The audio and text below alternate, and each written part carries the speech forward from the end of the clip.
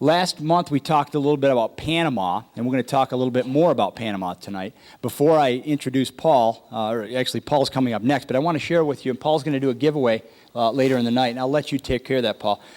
How many people have heard of Marshall Silver? About half the room. That's good. I've never been to a Marshall Silver seminar. Has anybody been to one? Okay. Paul, well, what do you call it?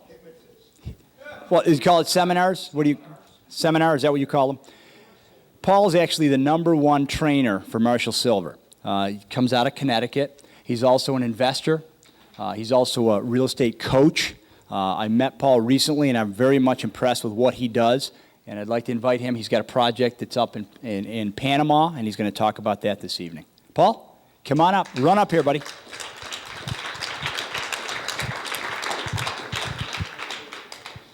All right. Thank you, Glenn. You bet. Keeping me in a box. This should be interesting.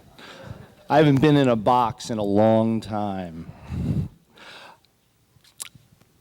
I think they're going to bring something up here. Awesome. I do work with Marshall Silver. Marshall Silver is a hypnotist. He's starting a show at Harrah's this week. He also happens to be an inspirational, motivational speaker throughout the country, and he does do seminars throughout the country, which is awesome. Thank you. Oops.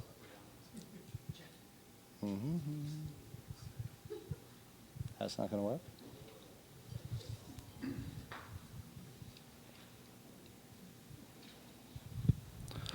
Intermission, guys. Let's start off. How many people here are investors? Raise your hands. Thank you. How many people here have more than one investment property? 2 investment properties? 4 or more? More than 5? More than 10? More than 15? Awesome. Awesome, awesome. That's what it's all about. I am, if we can do this right? No? A professional real estate investor. What does that mean, a professional real estate investor? Every single one of you here is a professional real estate investor.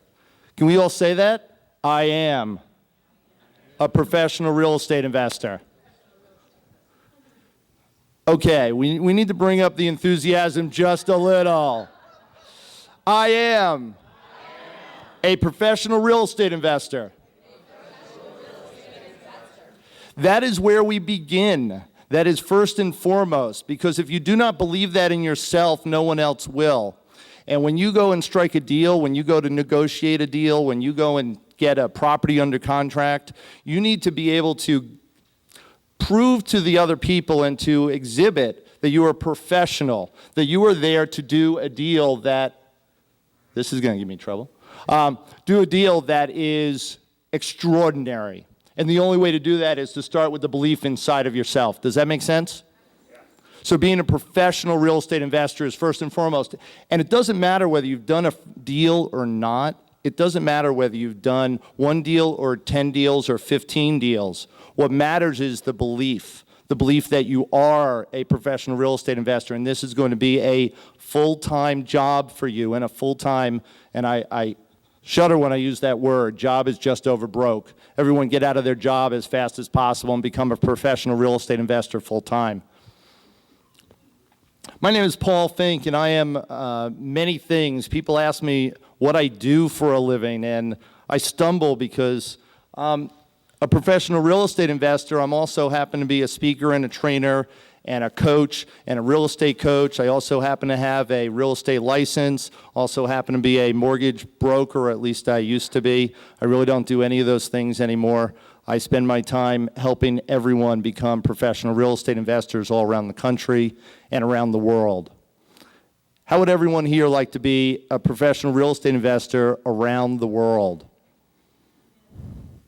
All right, we have just a handful. Listen, I can meet you guys in the back of the room. How would everyone here like to become a professional real estate investor around the world? Now we're talking. This is what else I am. I happen to be father and wife. I have wife.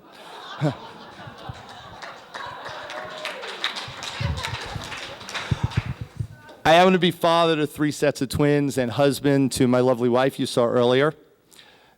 Here is my wife, Deborah, you met already. Amanda and Alexandra are in the back of the room somewhere. They are my lovely daughters.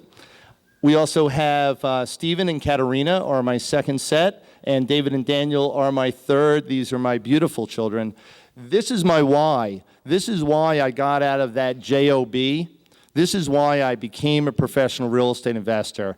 About 5 years ago, my last set of twins were born. They're 5.5 now, almost turning 6. And I went to a financial planner, another great professional we turned to for exquisite advice. I went to him for advice on what to do. Here I have 6 children. Let's start with something. Why don't I get a great college fund for each one of them? Great idea, right? Went to speak to him, and all he did was laugh at me. Wouldn't that be wonderful? He laughed at me. He said, there's no way. As a financial advisor, to advise you to do anything except for hold on tight was all he could really say. Because frankly, I was earning about 6 figures. I'm not one of those great stories that started in a chicken coop and worked my way out. I actually was doing pretty well. I had been in sales and marketing for about 20 years. And in my profession, I had reached a really nice caliber of living and earning 6 figures. So go to the financial planner, I figured this was all set.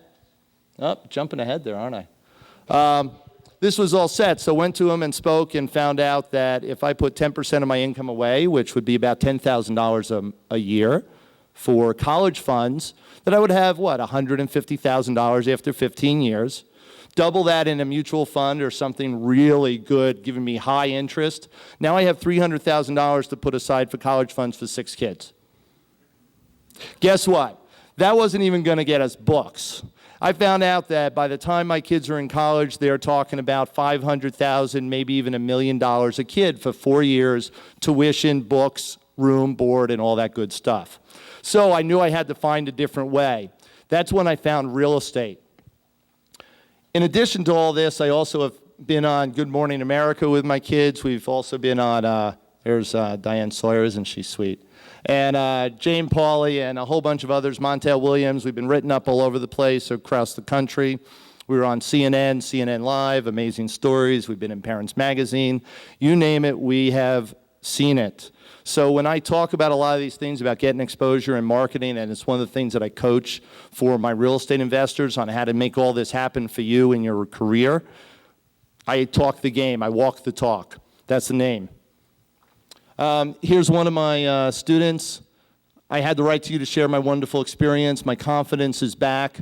You see, I'm a real estate coach, and as a coach, I coach others on how to do exactly what I've done, how to get out of the rat race, how to get out of the job, and how to invest and be smart in your investments and follow the people that have come before you to become abundantly wealthy.